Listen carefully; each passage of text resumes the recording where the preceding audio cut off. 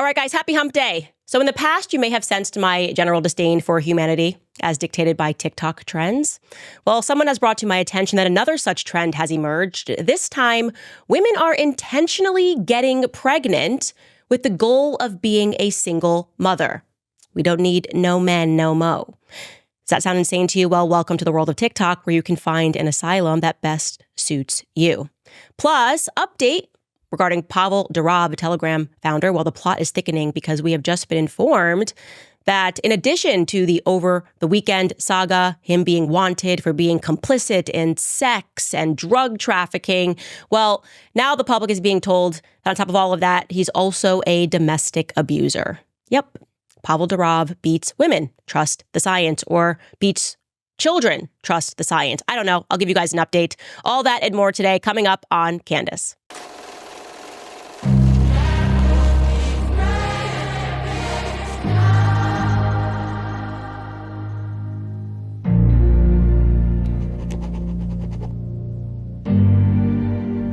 I want off this planet. I want off this planet. All right, where should we begin? Let's begin on the topic of social engineering, because on yesterday's episode, somebody commented this. I'll read it to you in its entirety. This is from Alex DeSimone. All of you in the comments will find this interesting. Candace brings up Edward Bernays often, so I watched a documentary on him called Century of Self. Just reminding you guys listening, Edward Bernays is the nephew, also a psychoanalyst of Sigmund Freud. The comment continues, it's on YouTube, and the way this guy manipulated the masses was fascinating. How he targeted your subconscious mind. So, for example, a cigarette company came to him and said, can you help us manipulate females to smoke because there's a taboo against it? So Edward Bernays hired a psychoanalyst to uncover what cigarettes mean to females. The psychoanalyst told him cigarettes were a symbol of male sexual power, and that if he was able to convince females that it was a form of independence and rebellion to males to smoke, then they would smoke. So on an Easter Day parade, Edward Bernays had high-class females smoke on cue while the media covered it. And the females called cigarettes torches of freedom. And from then on, females smoked in large numbers. That is a chess game that the population is not even remotely familiar with. The public needs to understand that this kind of manipulation has socially engineered the entire world. Yes, indeed, it has. And that's why I've been speaking so much about Sigmund Freud, utter perv, pedophile protector, and how they recognize that, yes, they could just make people do anything. Edward Bernays was like, I got Americans to eat breakfast, like eggs and bacon for breakfast. They also used these techniques to make Americans hate Germans so that they could go to war, 2 world wars, with Germans, and people would have this sort of stench about the German population. And they, of course, employed Hollywood. This was in partnership with Hollywood. If you think about growing up, really every villain in any movie that you watched sort of had a German accent. Yeah, well, that was all part of an early propaganda campaign to make us hate Germans. And so it's interesting that people are now waking up to this, and you realize that, again, it is a partnership between the media, Hollywood, and psychoanalysts, and it is against the people for the most part. They're not socially engineering us to do good things. And so TikTok, when you look at that and you realize that they're sort of able to speed up that process and to make us behave in ways that are not natural to humanity, it's just not natural to our human existence to behave in these ways, right? Suddenly women are having a strange relationship with children. So you see some people that took on feminism and were like, I don't want to have children at all, which again, against evolution. How do we go on if women do not want to have children? And then, again, somebody pointed this out to me on TikTok, even in circumstances where the biological overrides and women are going, you know what, suddenly I feel my biological clock ticking. I want to have a child. They are social engineering women to want to do that without men. So this is my perspective. Don't hate me. Hate what's actually happening. I believe women are being socially engineered to hate men, and men are being socially engineered to be gay. Don't at me. It's just what I see. I've picked up on it. They're just making men more and more effeminate, encouraging effeminate behavior. And so to further that initiative, there's been a movement originally started by, you guessed it, a psychoanalyst, and that movement is called Single Mothers by Choice. And I'm going to let you hear about that on a recent CBS episode in which they were celebrating Mother's Day. And so they decided to do that by showing single mothers by choice. Take a listen. In honor of Mother's Day this Sunday, we're taking a look at a growing trend in motherhood, women becoming single moms by choice. I said to myself, in 15 to 20 years, would I be more upset that I didn't have a kid or more upset that I didn't fall in love and get married? And I was like, if I didn't have a kid, for me, I feel like my life wouldn't be as fulfilled. 40 years ago, when New York psychotherapist Jane Mattis became pregnant, fewer women were purposely having children on their own. I was 36, and all my friends were actually having fertility problems, and it occurred to me that I might not have this opportunity again. Over the years, that network has connected 30,000 women. Mattis attributes the growth to better fertility treatments, more inclusive medical insurance, a change in societal attitudes, and higher incomes for women. So yes, that's correct. Jane Mattis founded the organization called Single Mothers by Choice, and this is directly from their website, explaining to women that visit the website what exactly it is to be a single mother by choice. It reads, it is someone who is unpartnered and decides to become a mother, knowing that at the outset they will be parenting alone. Single Mothers by Choice was founded in 1981 by Jane Mattis. Since then, over 40,000 thinkers, triers, and mothers have enjoyed the benefits of membership. It goes on to read, over the years, we have been the subject of many media articles as our society got to know and understand this new kind of family. You can read some of those articles here. Now, you might be wondering, if you're thinking about this, okay, all of these women are deciding to be a single mom. And of course, this is now going to get the glamour treatment. So, very beautiful women, and they're going to tell you how happy they are and how fulfilled they are because they had a child by themselves and how great their children are. But you do wonder, and I'm just going through this in my head right now, what about the men that are being raised in those environments? So mom decides to be a single mom. She picks, in America, you can choose gender. I'm going to have boys only. How do those men fare in society? Well, take a listen to one such case. Brothers Mackenzie and Cooper Schoenthaler were chosen by their mother, a doctor, more than 2 decades ago. She had them at 41 and 45 using the same donor. Didn't see our parents cry, and scream and throw things, and because there weren't two parents. How has that impacted your own relationships by not seeing tension, by not seeing people work through those same things that you spoke of? I think that I am more conflict avoidant than other people as a result because I was raised in a household with zero conflict. Perhaps that's one of the drawbacks. Gay. Sorry to say it. But, and by the way, I'm being 90s gay. Just not cool. It's not cool to raise men not to be men. There is an element, of being a man that is attributed to aggression. Aggression is not a bad thing. Now, these new psychoanalysts will try to convince you it is, but it's not. It's natural, It is a biological instinct for men to be aggressive. When I tell you that my son wakes up in the morning, grabs a sword, finds my husband, wants to fight, wants to beat him up, you see this and you go, this is phenomenal. And the reason why that is natural is because men are supposed to go out and defend. They're not supposed to be sitting in a classroom learning about their feelings and 76 genders that they can choose from. They are biologically inclined to protect and to defend. And so now what they're doing is they're removing that. And of course, like I said, that is going to be the circumstance when you have them surrounded by women, because I just think, wow, if I was raising my son alone, every time he comes at me with that little plastic sword, the first thing I say is, I don't want to fight. Come find mommy when you want to hug, when you want to be nurtured, So what's happening is you have these female breeders, so to speak, who are breeding that out of men. And let me tell you something right now, there is no society that can survive without strong men.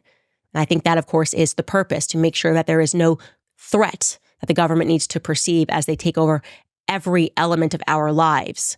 Now let's talk about TikTok, because you know that TikTok is a psychoanalyst dream because it expedites this sort of social engineering. Like, they used to have to dedicate massive campaigns. Oh, it's so chic to smoke. Look at this celebrity smoking on Easter Day parade. And it's a freedom torch, ladies and gentlemen. They'd also have to dedicate these massive campaigns in the classroom. I've told you about how they got kids to just start losing their virginity.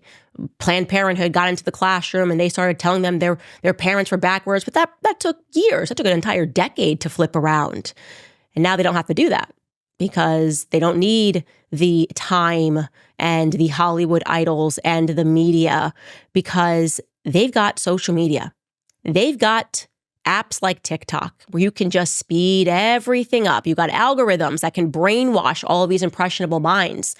All you have to do is take a look around. I mean, one such example, by the way, if you guys recall, on my old show, I interviewed a young man named Brianna Ivy who identifies as transgendered. We had a wonderful conversation. You should go pursue that conversation.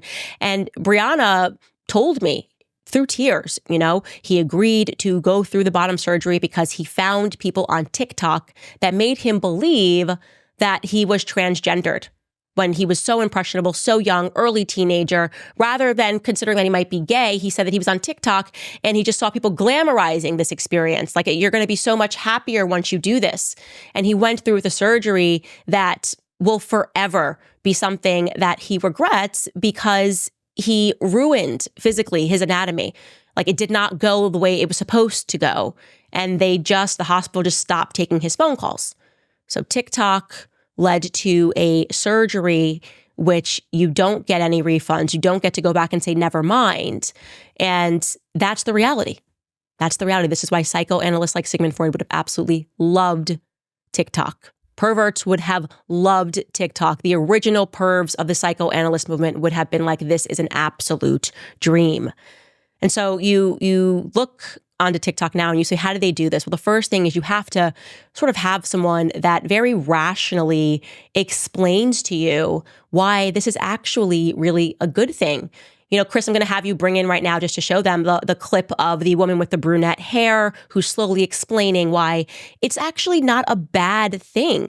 It's not a bad thing. And people should realize that it's a good thing to be a single mom by choice. Take a listen.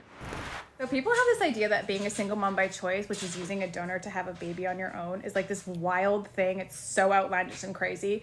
But today was just a reminder because we're going to visit my grandmother's grave. And she was a mom of 6. She ended up being a single mom later in life. She lost 2 of her children way too young. But it's just a reminder that life just goes by like this. And if we allow the judgments and opinions and perceived judgments even of the people around us or people we don't even know to dictate the way we live our lives, we're selling ourselves so short. If you feel called to have a family of your own, even though you're not married or doing it the traditional way, stop being hard on yourself. You deserve to create the life that you want despite those circumstances. Okay? Life is freaking short, man. It goes by like this.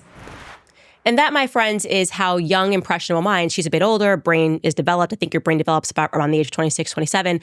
And people whose brains are not developed, 17-year-olds, 18-year-olds, 19-year-olds, are watching that and they find their asylum, right? That's what TikTok does. You find your insane asylum. So when you see younger women who have opted to have their fallopian tubes removed at the age of 19 because they say they never want a kid, well, they found their asylum where people are telling them that having a kid is horrible. And then you have people who have their whole life ahead of them and could meet someone and start a family and offer that child the best chance at life. Statistically speaking, rationally and spiritually speaking, your child is going to be infinitely better off if they grow up in a stable 2-parent environment. But then they've got these people telling them that, like, you just choose it. Just make a decision by yourself. You're big. And she sounds rational. She's saying, like, life is short. Everybody loves that. You put that on a bumper sticker. Life is short. Have a kid without a father. And they listen to that. And then what happens on TikTok is somebody speeds that up and tries to make it look like cool and funny. And here's an example of just that. I'm a single mom by choice. Of course, all my daughter's weird quirks are from her donor. I'm a single mother by choice. Of course, we're spending all the holidays with my side of the family. I'm a single mom by choice. Of course, I'm my daughter's favorite parent.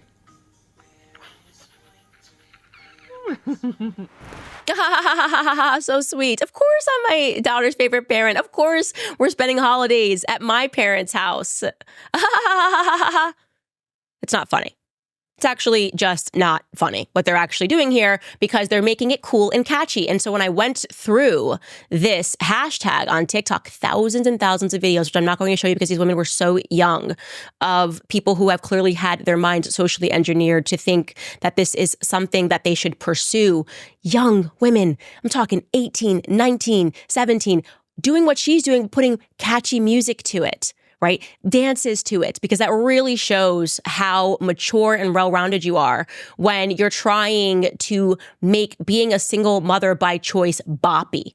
like just throwing some music behind it and using a bunch of flashes and, oh my God, look how great my day is being a single mother by choice. I have zero regrets. This is so great.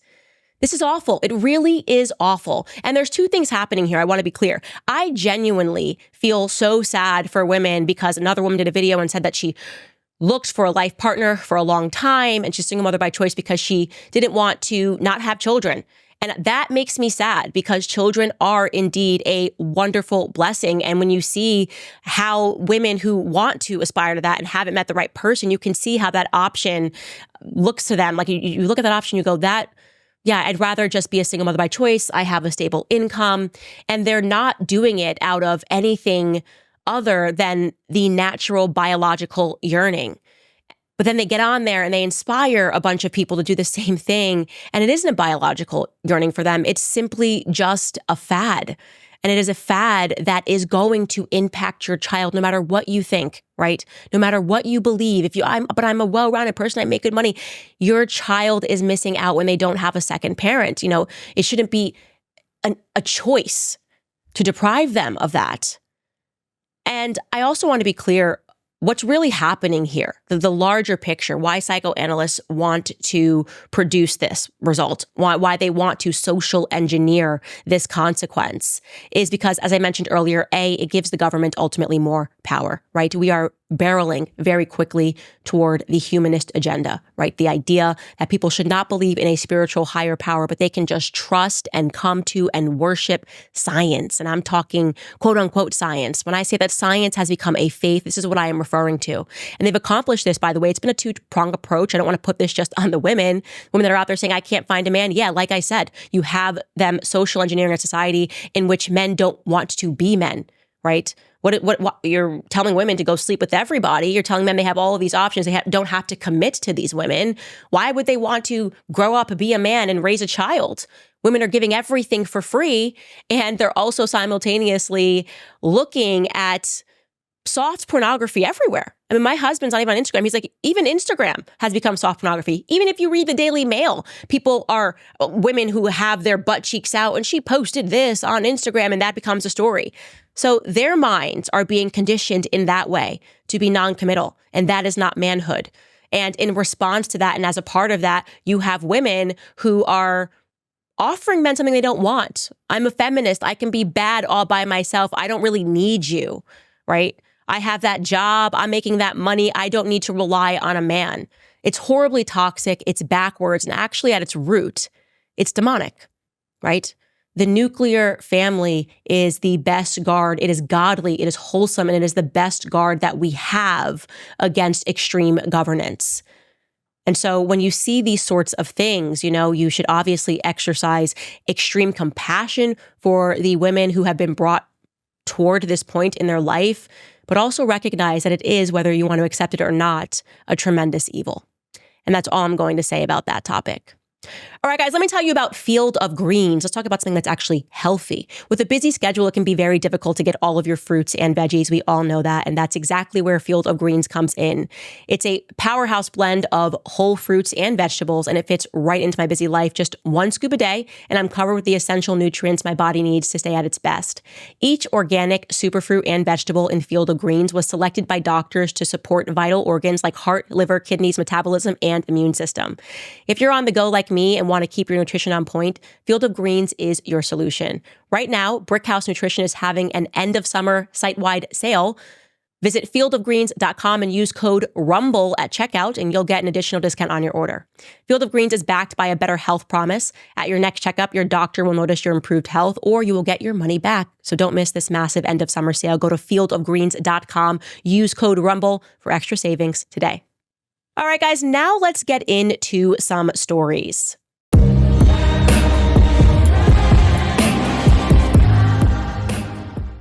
All right, so let's back this up. Pavel Durov is the 39-year-old founder of Telegram. He is worth billions. The app, I believe, receives something like 900 million visits every single month. And of course, this represents a threat to the powers that be if they do not allow a backdoor to be built. The FBI wanted to build a backdoor into the app to spy on us because their freedom is an illusion, as I've said. So Darav got arrested unexpectedly.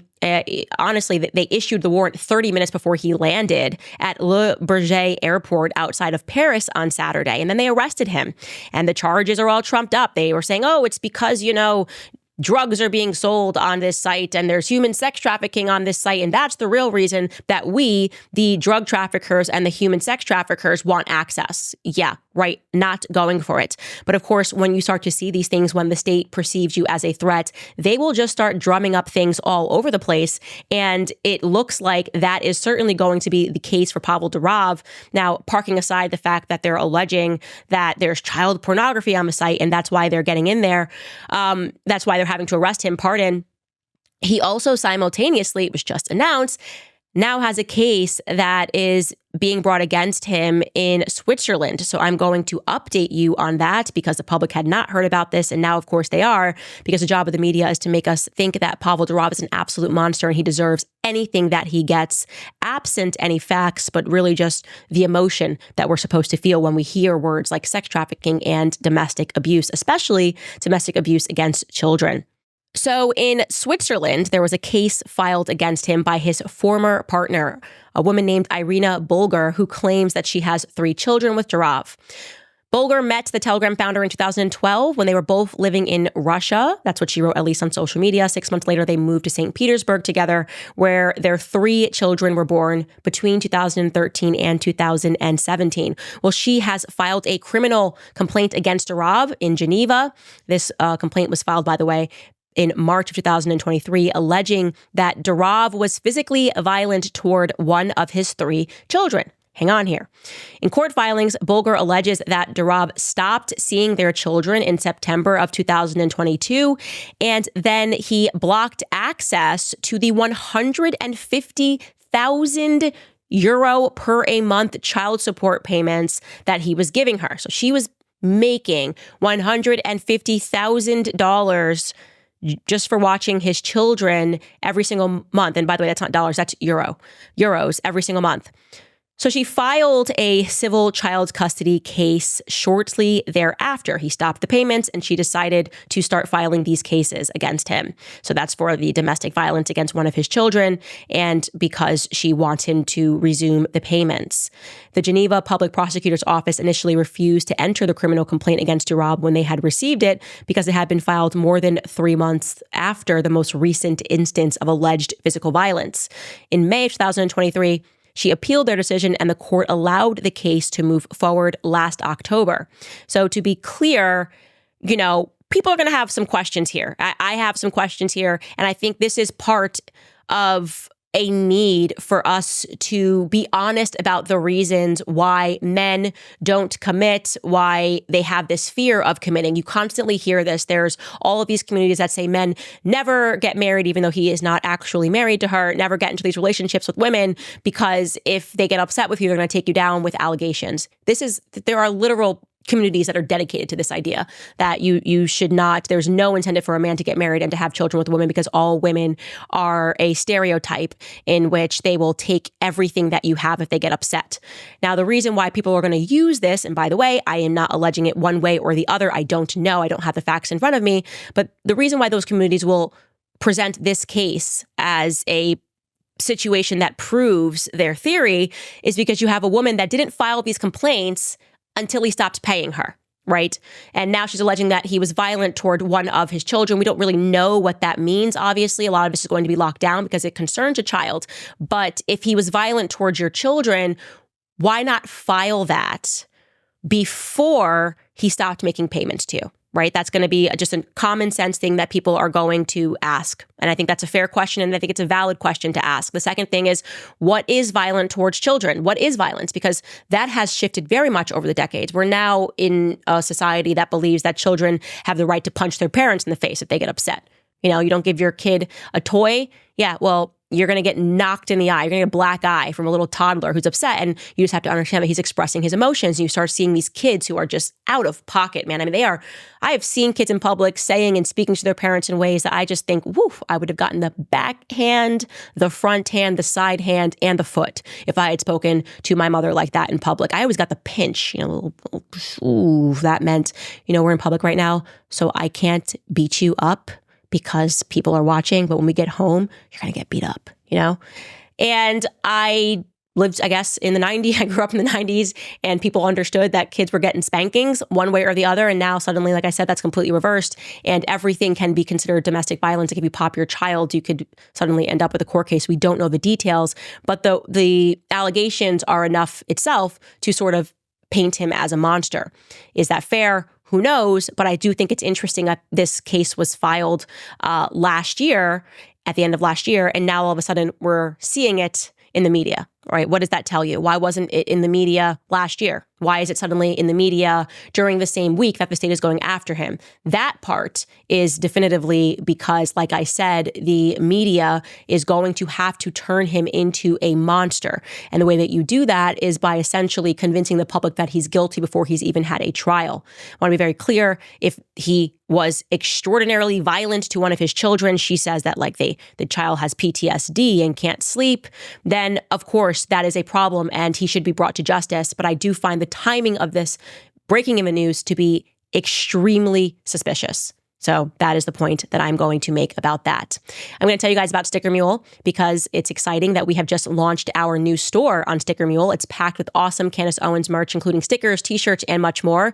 You just go to stickermule.com/Candace and check it out. A big portion of the sales will go directly to the Candace Show, supporting our mission to empower communities and promote free thought. So whether you want to show your support or just grab some cool gear, we have got you covered. Once again, go to stickermule.com/Candace. You can check it out right now. Okay, there was a debate in Trump land. Got to get your opinion on this. I'm going to slowly walk you through what's happened here. So essentially, Trump tweeted this about reproductive rights, right? My administration will be great for women and their reproductive rights. Now, people didn't like that immediately because when you think of any administration championing reproductive rights, you immediately think of a left and you think of like abortions at 9 months and you think of my body, my choice and people that are wearing pink hats and saying that they're here to come beat up Trump. And so this did not land in a great way, but of course, I'm sure the press loved it because they thought that it was a great way to fracture Trump from his hardcore pro-life base. And a reporter approached him and asked him, hey, what is this? And here's what Trump said. What led you to post about women's reproductive rights this morning? Has your stance on abortion changed? No, very good. I'm very strong on women's reproductive rights. The IVF, very strong. I mean, we're leaders in it. And I think people are seeing that, and votes are being taken, and that's what they've wanted for years. For 52 years, they've wanted votes to be taken by the states, and they wanted Roe v. Wade to be brought into the states. And it's really happening. It's really happening. So, like I said, this didn't land well with the pro-life community. A voice in the pro-life community is Lila Rose. She runs a not-for-profit and speaks all around the nation about the need for people to protect lives. And here is what she tweeted. She tweeted, if you don't stand for pro-life principles, you don't get pro-life votes. And this caused quite a reaction. There is a commentator named Ashley St. Clair who immediately went for the jugular with Lila Rose and was just like, what are you doing? Like, what is the purpose of this? Like, how dare you? How dare you when you just go around speaking about pro-life? And I'm really summarizing here what she said. It was a few tweets when the reality is that Trump has done more for the pro-life movement than any other president. Obviously, under Donald J. Trump, notoriously, Roe v. Wade was reversed, something that people thought would never happen. And it was thanks to the Supreme Court justices that he nominated. So I do understand Ashley St. Clair's feedback there. And the question does become for conservatives and Republicans who are speaking about this issue, what is your purpose? Like when you say you don't get pro-life votes, maybe what you mean to do is to challenge Trump, to be careful about that. Like to say, hey, don't say that because like we are your base and we care about this issue. But right now we're down to a two-person race, right? We've got Kamala Harris and we've got Donald J. Trump. So when you say this in the lead up to an election, what you're signaling to the pro-lifers is stay home and don't give them your vote. And to stay home and not give them your vote means that you're signaling that it's just better actually to let Kamala win, right? And we know that she's an extremist when it comes to abortion. So she would bring forth things that are way worse, things that would be an absolute nightmare. Like I said, they were once championing 9 months. A woman can abort whenever she wants. 9 months in the womb, she can just say, hey, you know what? I actually decided after 9 months of growing this kid that I don't want it. And so I think it's really important for people to remember that when you are offering critiques and you have a platform and you're saying things, there's a way to be constructive in your critiques. I always try to be that way. Like, hey, you know, I really, really, really would like Trump to just be Trump and to fire a bunch of consultants and spend the last couple of weeks just being himself. But I think when you say you don't get pro-life votes, it is a little bit problematic. I think that it is handing it over to Kamala Harris at a time when we need to be realistic. We don't get to a third candidate. We've got two options here. It's Kamala and it's Trump. And all of us know that Trump will be better for this country socially, he'll be better for this country financially, and he will, in fact, be better for this country spiritually. And he has been a strong partner of the pro-life movement. And so judge him by his actual work and encourage people to get out there and to vote for him. Judge him by his actual record in terms of things that he has done for the pro-life movement and encourage people to get out there and to support him. All right, guys, before I get into some of your comments, I want to remind you about American Financing because interest rates have dropped. And right now is the perfect time to call them. Call my friends over at American Financing. They're a family-owned company that is helping people just like you create meaningful savings every month. Their salary-based mortgage consultants look at your full financial picture, including those frustrating credit card balances where you're paying upwards of 20 to 30% in interest payments every month. They work with you to create a loan program to wipe that all out, and in some cases have some cash left over to create some emergency savings. American Financing is a true partner in helping you and your family save money. They never charge any upfront or hidden fees. It costs you absolutely nothing to find out how much you can save. Their average customer is saving over $800 a month. And if you start today, you may delay 2 mortgage payments. So call 800-795-1210. That's 800-795-1210. Or you can visit americanfinancing.net/Owens. All right, guys, I'm going to jump into some of your comments. I'm going to go through these kind of quickly because I need to pick up my son. I really want to do that today. So the first comment is from Donna Giamo, and she writes, I have heard people say that Candace has lost it. I disagree. Truly, Candace has found it. Thank you for all that you do, Nancy Drew. Thank you so much. I feel that way too. And I know that when they're trying to gaslight the public, like Candace is going crazy because she's reading books and understanding history and realizing that psychoanalysis is social engineering everybody into accepting what is a program that's being created by psychopaths who want to control everything. Yeah, that's what they say means that you've lost it. It means that I've lost their thread, you know? Angela writes, I have 4 autoimmune diseases. I hurt 24 hours a day. I'm only 49 and have had these issues for well over 30 years. I actually started an all animal-based, no processed food diet 2 weeks ago, and I feel better than I have in a very, very long time. Angela is writing that obviously in regards to us speaking yesterday about the ways in which Big Pharma has intentionally harmed us. And it's so obvious. This is not a conspiracy. They are making us sick and they are doing it intentionally with bad food that isn't even food, by the way. It's just not food. And they want more of that. Like now they're saying, don't eat meat. It's an impossible burger. Well, I don't want a burger that's impossible. Can mine be possible? Thanks. I'd like mine to be a cow. Moo. Amy writes, I saw Kamala's speech at the DNC and looking at the crowd's enthusiasm, the only word that came to my mind was collective psychosis. Yes, that is the power of the media. They do not call it TV programming for nothing. They follow every beat, everything that the media tells them to do. They listen to, they follow the leader, and they truly believe that they're individual, educated thinkers, even though they're all doing and saying the exact same thing that their commentators and their journalists are telling them to do. It is weird. It is bizarre, but that is what a mass formation psychosis is. And there is indeed a mass formation psychosis on the topic of Kamala. Oh, I want to read this comment in closing, by the way. This is a police officer who wrote this. The handle here is Alcazar. He writes, I was a police detective in Philadelphia. A few years ago, I had a job where an NFL player was arrested on gun charges. The NFL had heavy influence over the police department. I submitted all the charges and they were accepted like normal. A few weeks later, I went back into the system to see the status of the case. Someone had gone into the system and dropped all the charges, deleted evidence, and completely reclassified classified the case to be a non-criminal investigation. Absolutely no one in the department had the right to edit that file but me. If that's what will be done for a bench NFL player, imagine what they'll do for A-list stars and federal informants. Yes, he was writing that in regards to us covering the Diddy case and realizing that the state is getting involved, that the police departments are involved, and has been going on for at least as long as the Manson murders. If you have not read that book, Chaos, absolutely, you need to read it. It offers you a huge awakening, awakening that maybe one day we'll have the media saying, she's completely lost it. She's unhinged because she now realizes what we're up to.